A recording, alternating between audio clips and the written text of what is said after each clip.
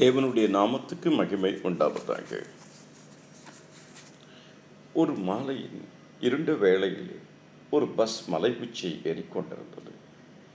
மிக பயங்கரமான பள்ளத்தாக்கும் மிக உயரமான மலைகள் உள்ள அந்த பாதையில் வளைந்தும் நெளிந்தும் பஸ் ஓடிக்கொண்டிருந்தது. உள்ளே பயணிகளின் இருக்கையில் ஒரே ஒரு சிறுமி மட்டும் அமர்ந்து மகிழ்ச்சியோடு ராகம் ஒன்றை இசைத்துக் கொண்டிருந்தாள். பஸ் அடுத்த ஸ்டாப்பை அடைந்தது. ஒரு வயதான மூதாட்டி ஏறினாள். சிறுமியின் அருகில் அமர்ந்தாள். மூதாட்டிக்கு ஆச்சரியம்.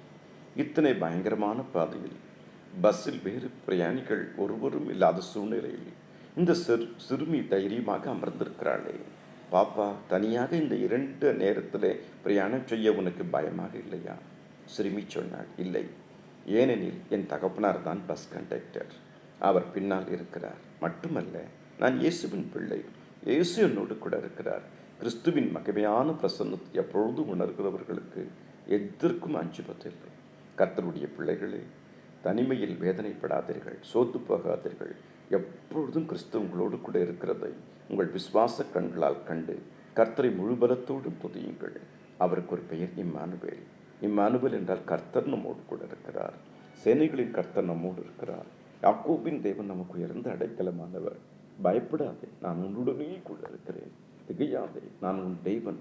நான் உன்னை பலப்படுத்தி உனக்கு சகாயம் பண்ணுவேன். கர்த்தர் யோசேப்போடு இருந்தார். கர்த்தர் தாவீதோடு இருந்தார்.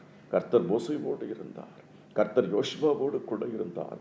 இப்பேற்பட்ட தேவன் உங்களோடும் என்னோடு கூட இருக்கிறார்.